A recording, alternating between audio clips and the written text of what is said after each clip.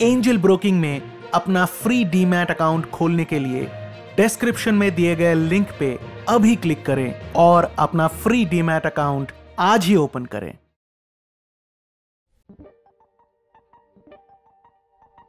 रसिक हो नमस्कार। आज आपण महाराष्ट्र राज्यातील अहमदनगर जिल्ह्यातील एक महत्त्वाचे धरण पाहणार आहोत, ते म्हणजे मुळा धरण।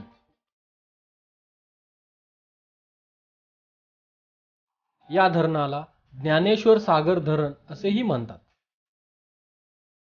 हे धरण मुळा नदीवर 1972 ते 1974 दरम्यान बांधण्यात आलेले आहे।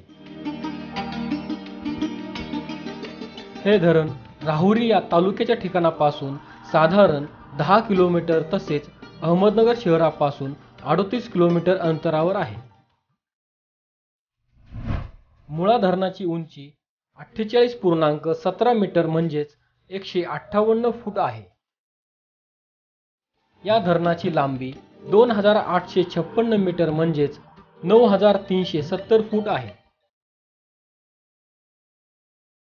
मुळा धरणाची पाणी साठवण्याची क्षमता 26 टीएमसी म्हणजेच 26,000 दशलक्ष घनफूट इतकी आहे।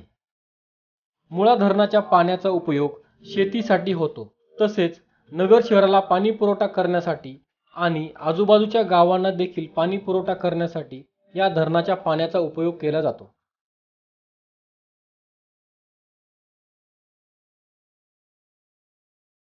मुळा धरणाशेजारी महात्मा फुले कृषी विद्यापीठ आहे। मुळा धरण परिसर पर्यटकांचे खास आकर्षण आहे।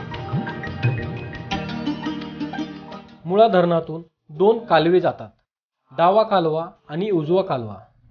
या कालव्यांमुळे नगर जिल्ह्यातील बराचसा भाग बागायत झाला आहे।